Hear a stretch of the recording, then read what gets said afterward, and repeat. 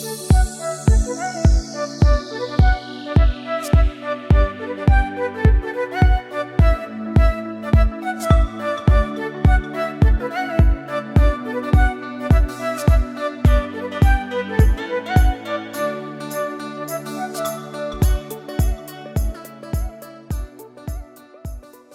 a tutti e benvenuti a Drinkerland. Io sono Drinky, il vostro barman virtuale.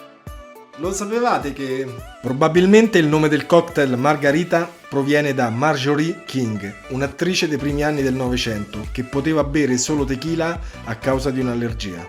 Da fine dicembre 2011 il Margarita è rientrato nella lista dei cocktail IBA insieme ad una sua variante, il Tommy's Margarita, realizzato con nettare di agave.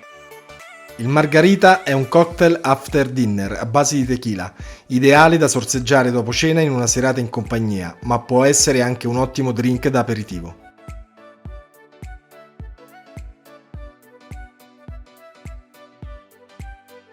Gli ingredienti per realizzare questo cocktail sono 35 ml di tequila, 20 ml di triple sec, 15 ml di lime.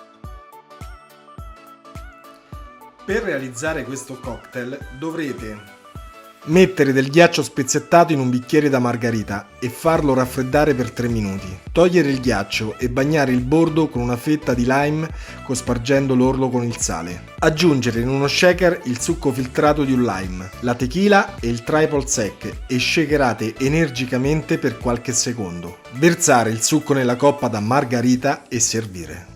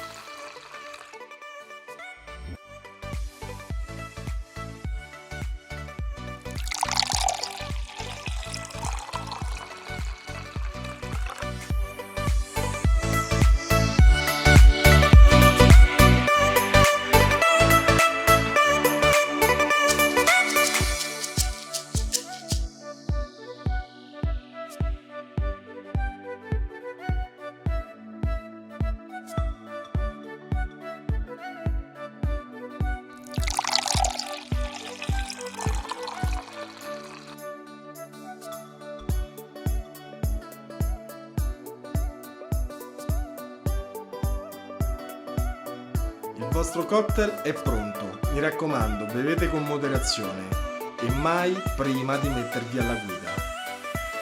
Se vi è piaciuto questo video iscrivetevi al canale e attivate la campanella.